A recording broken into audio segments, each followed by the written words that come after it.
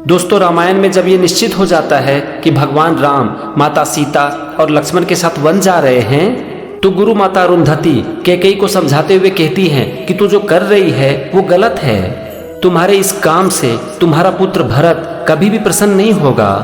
तुम जीवन भर पश्चाताप की अग्नि में जलोगी।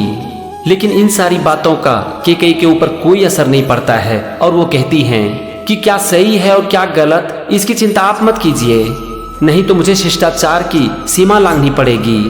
तो इस पर गुरु माता अरुंधति कहती हैं कि देवी कैकेयी, तुम याद रखना, इस संसार में जब जब लोग सौतेली माँ की क्रूरता का उदाहरण देंगे तो सबसे पहले तुम्हारा नाम आएगा, और कोई भी माता पिता अपने बच्चे का नाम कैकेयी कभी नहीं रखेगा।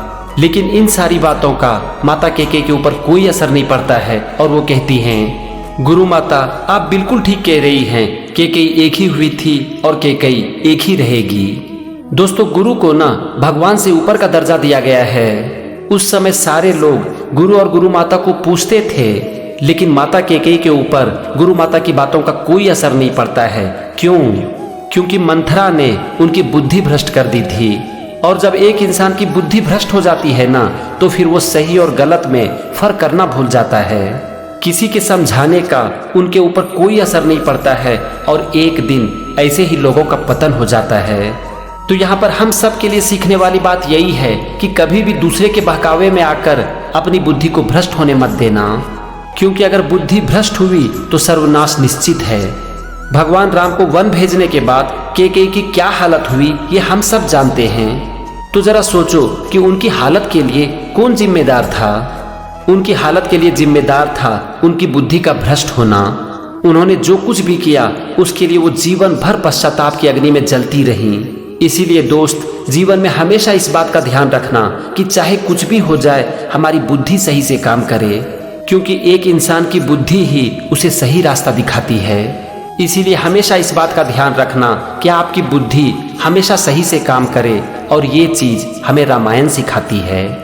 चलो देखते हैं कि हम रामायण से और क्या सीख सकते हैं।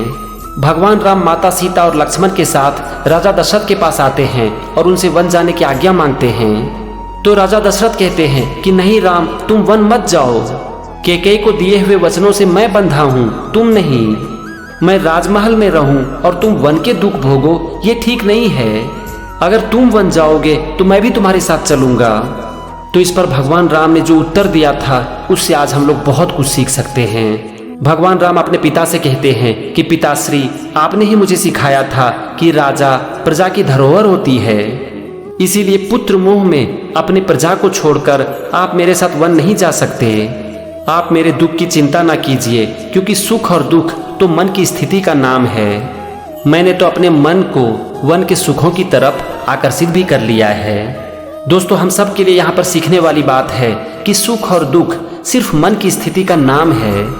सुख और दुख जीवन की परिस्थितियों के ऊपर निर्भर नहीं करती, ये तो इस बात पर निर्भर करती है कि जीवन की हर परिस्थितियों में हम अपने मन को किस तरफ लेकर जाते हैं। जीवन की एक ही परिस्थिति दो इंसान को अलग अलग दिखाई पड़ती है। क्यों? इसका सिर्फ एक कारण होता है कि अलग अलग लोग जीवन की एक ही परिस्थितियों को अलग अलग नजर से देखते हैं। इसीलिए एक ही परिस्थिति में कोई खुश हो जाता है तो कोई दुखी। एक्चुअल में सुख और दुख सिर्फ इस बात पर निर्भर करता है कि हम अपने मन को किस तरफ आकर्षित करते हैं। जब भगवान राम को ये पता चला कि अब उन्हें वन जाना पड़ेगा, तो उन्होंने एक मिनट के लिए भी नहीं सोचा कि वन में उन्हें क्या तकलीफें होंगी, बल्कि उन्होंने ये सोचना शुरू कर दिया कि वन में क्या अच्छा होगा। उन्होंने ये सोचना शुरू कर दिया कि वन में मुझे महान मुनियों के दर्शन होंगे और मैं अपने पिता के वचनों का पालन कर पाऊंगा। तो फ्रेंड्स, हमेशा इस बात को याद रखना कि जीवन की कोई भी परिस्थितियां आपको तब तक तोड़ नहीं सकती जब तक कि आप ये नहीं देखते हो कि उन परिस्थितियों में क्या खराब हो रहा है। इसीलिए जीवन की हर परिस्थितियां हमारे लिए एक चॉइस है, और ये चीज हमें रामायण सिखाती है।